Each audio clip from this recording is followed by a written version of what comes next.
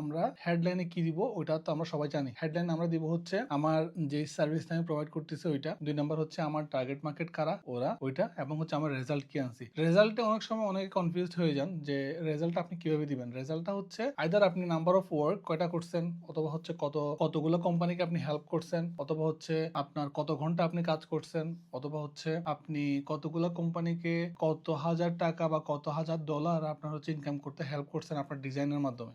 That is the main. আপনি যদি thumbnail designer হন তাহলে আপনার কতগুলো ভিডিওতে আপনি এটা দিচ্ছেন এবং ওখান থেকে কতগুলো ক্লিক থ্রু রেট কত, ওইখানে হচ্ছে কি কতগুলো ভিউ আপনি পাইছেন। ওকে, কারণ আপনি যদি ফর এক্সাম্পল আমার যিনি থাম্বনেল ডিজাইনার আছে, আমার এই ভিডিওতে যদি 300,000 বা 400,000 ভিউ হয়, তাহলে উনি বলতে পারবে যে আমি I help YouTuber get 400,000 views using my thumbnail. তো এই জিনিসগুলো আপনাকে মাথার মধ্যে আনতে হবে, এই জিনিসগুলো আপনাকে এভাবে ক্রিটিক্যালি থিঙ্ক করতে হবে। কারণ কি, কারণ আপনার প্রোফাইল যারা দেখতেছেন ওনারা কিন্তু ওনাদের লাভ চিন্তা করবে, আপনার লাভ চিন্তা করবে না। সে ওনাদের লাভ দেখে আপনার প্রোফাইলে আসবে এবং আপনার কাছ থেকে সার্ভিসটা কিনবে।